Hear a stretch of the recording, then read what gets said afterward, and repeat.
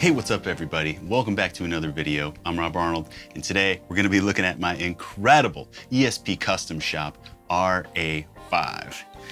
This is the 5th custom shop guitar that I've had built by ESP, and I kind of consider it a bit of a trophy, but more about that in a little bit here. I've gotten a lot of questions about my custom guitars, and so I thought I'd start showing them off, and I'd start with the one that you guys have seen the least. This is a 2011, and it's never been gigged. So never played a concert with it. All my other custom guitars, I've played at shows many times. I got this one as kind of a twin with my RA-4 that you guys have seen maybe live and in some videos that I made here on the channel with the sick self-titled custom artwork on there from my band Chimera. And I ordered them at the same time. I got them around the same time, but I started playing that RA-4 live and never played this one live. I think it was just too pretty. The hardware, the finish, everything, it's impeccable. And I can't wait to take you through all the specs, talk about it, and hope you like the little jam that I put together with this guitar at the beginning of the video. And if you did, please hit that thumbs up button for me. Really helped in my last video, just asking for that. It helps the YouTube algorithm suggest the video to other people so that other people can tune in, find out about the video, learn about the guitars, everything here that I got to offer on the channel. Thanks for coming back. If you've been here before and if you're new to the channel, welcome.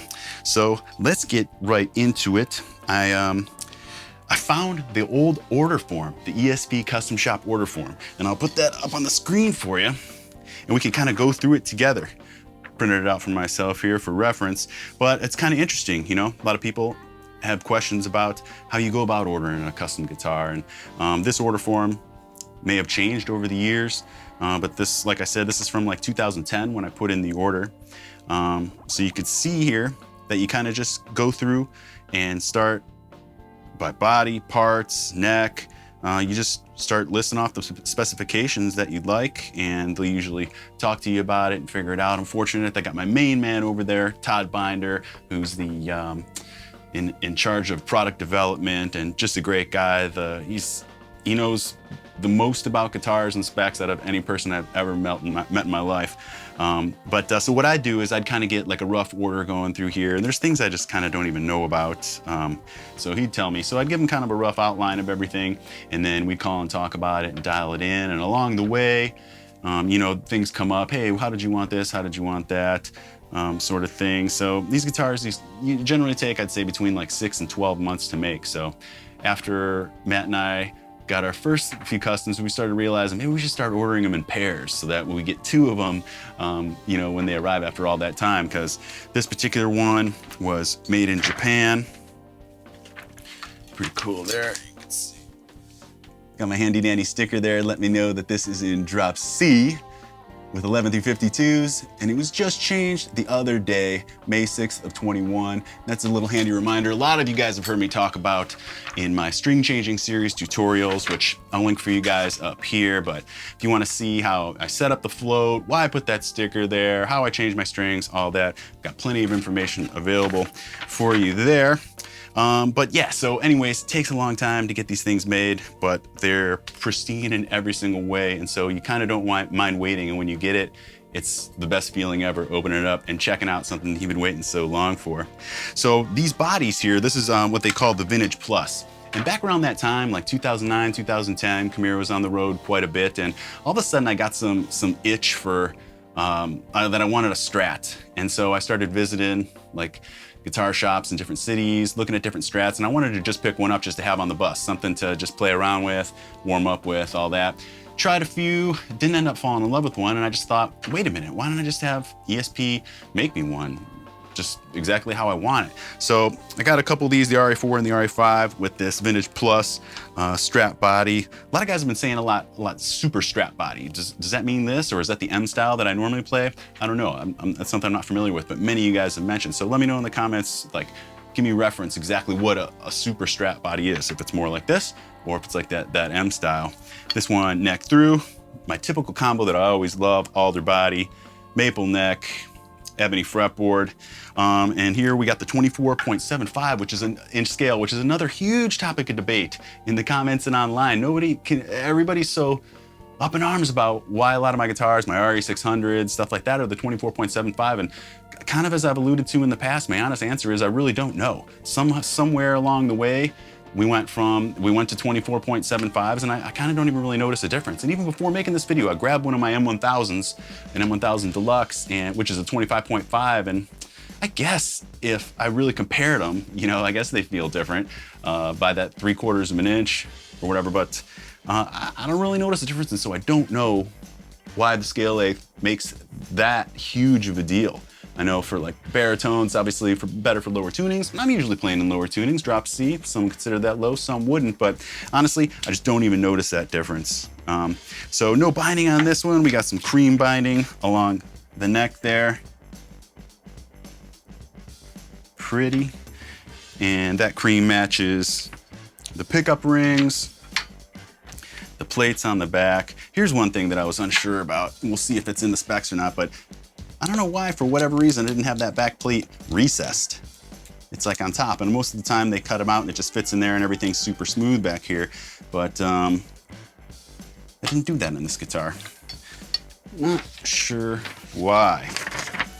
But you go through your parts, after your body style, you go through your parts. I wanted this sick gold hardware, again, which I'll get to in a second, of why I chose that, why I chose this finish, all that. It's actually pretty cool. But you know, we went with the Floyd.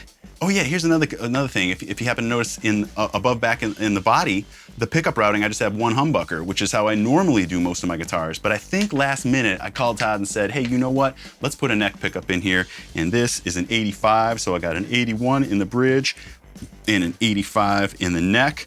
I typically don't really even care about neck pickups, rarely ever use them, but I do kind of like them for clean sound every once in a while, so I like having that option every once in a while. If I'm recording a clean part, I'll grab one of my guitars with a neck pickup just to try out, see if I get a better sound out of that. Sometimes I just stick with the 81 in the bridge, but I have that option, and it's selectable here with that push-pull, which we've been seeing a lot lately in my videos here.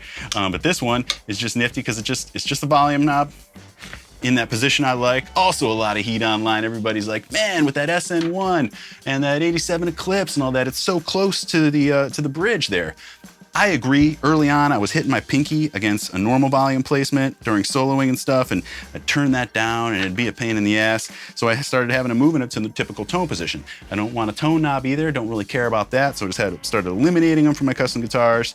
And anyways, real quick, on the SN1, nor the 87, or that Jason Richardson guitar, that one, none of them bothered me. The fact that it was close, I don't think that's even an issue for me anymore if the volume knob is near the bridge. It kind of just doesn't bother me. So if you guys are trying to make your decision on any of those guitars, know that it didn't really come into play for me. Hopefully it wouldn't for you either. But anyways, definitely better safe than sorry on this guy. And we got the cool push-pull there to select which pickup. Up position is the neck, down position is the bridge. Easy peasy. For sound here, using the same setup that I used in that SN1 video, which I'll definitely link for you below. Check that one out.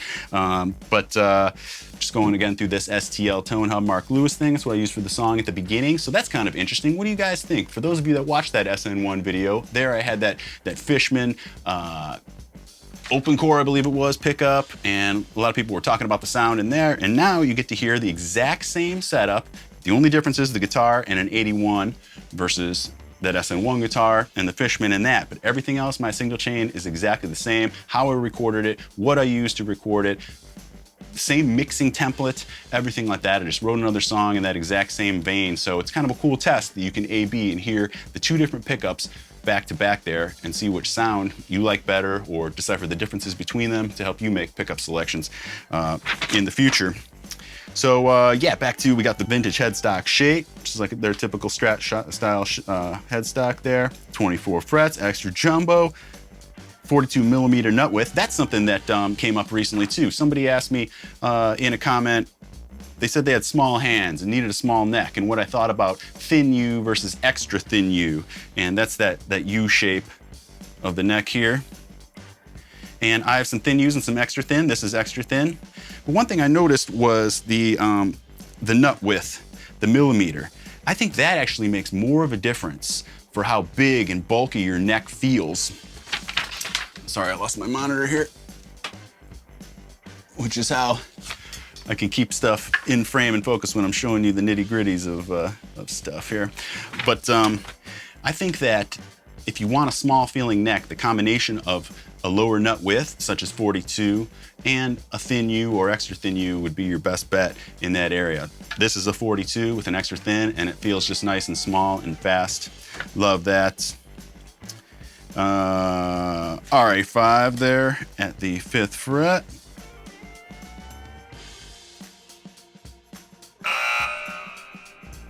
Natural gloss, natural satin. I've got one of these ESP big blocks in here. You can see my special instructions there. If possible, I'd like Floyd to have the big block from FloydRoseUpgrades.com. That's cool, just a little like extra stain or whatever. Honestly, I don't notice much of a difference. Never ordered one after I had it put in this one. Don't really care. And then an ashtray battery compartment. That's super cool. It's kind of like an old school ashtray, like you know, cars used to have. Certainly don't see those anymore. But yeah, so let's talk about it. I want to talk about why this is a trophy for me, why this guitar is so special to me, why I chose this finish. It's actually pretty cool. It involves Megadeth, and I can't wait to tell you about it after this short commercial break. So stick around. All right, so a lot of you know I'm a huge Megadeth fan. Countdown to Extinction is my jam. That album changed my life. It's kind of like the big album I got into after Metallica's The Black Album. Both of those albums just had such an influence on me. I had the books, learned all the songs, learned all the Countdown to Extinction songs, was super stoked for Euthanasia to come out. You guys remember the Euthanasia record? Anyways, during that cycle, Guitar School magazine, see if any of you guys are old enough to remember this magazine right here, the Guitar School featuring Dave and Marty there. And this is, you know, around the Euthanasia cycle. Euthanasia was the first major concert I saw here in Cleveland at the Cleveland Arena, or what is it called? Cleveland State University Arena, like Wolstein Center, something like that. Anyways, super killer, had a massive impact on me. Knew I wanted to do that for life after seeing that concert. But from this magazine and seeing Dave play this guitar, I was in love with that guitar, that badass Jackson King V there. And I've never been a V guy myself. Like, I love them. I love seeing other guys play them, but for me, they're just not the style I like there. But look at that cherry sunburst, the gold hardware. I just fell in love with that guitar. So years later, when I had the opportunity, I sent Todd from ESP this picture and said, this is the type of guitar I'd like. Usually I have, most of my guitars are just black, you know, I have a couple that look red in pictures, but they're really black. It's just a see-through finish, and different woods look different in different colors under different lighting situations, and the photographer's taking pictures and everything. So pretty much all my other guitars are black. This is the only really colorful one I have, and it's all because of Mustaine and this picture that I was inspired by in 1995. Definitely cool. Let's take a closer look. Natural satin neck there. Just smooth and fast. We looked at the back of that headstock there. We got the gold spurzels. Super nice. I forget exactly what they call this. Something about a tuxedo paint job there. How that neck through comes into the body and how they do the paint there. But I mean, I'm sure the cameras don't do this finish justice, but it's just absolutely money. So what I forgot to mention about why I thought it was a trophy and kind of why I never really played it live, and it's one of these ones that I just kind of, you know, set in the rack and just stared at and maybe use around the studio, is because of what it meant to me. That being that 15-year-old kid at that Megadeth concert and seeing Dave playing that guitar and being so inspired by it, and then to have one built for me, my own, is my trophy in life and a sentiment to the accomplishments that my band Chimera, what kind of a career we had and all the awesome things we did. And so for some reason, I'm just absolutely extra proud of this guitar. And I mean, I take care of all my guitars, but I kind of treat this one with white gloves, if you will. But give it a couple rips here.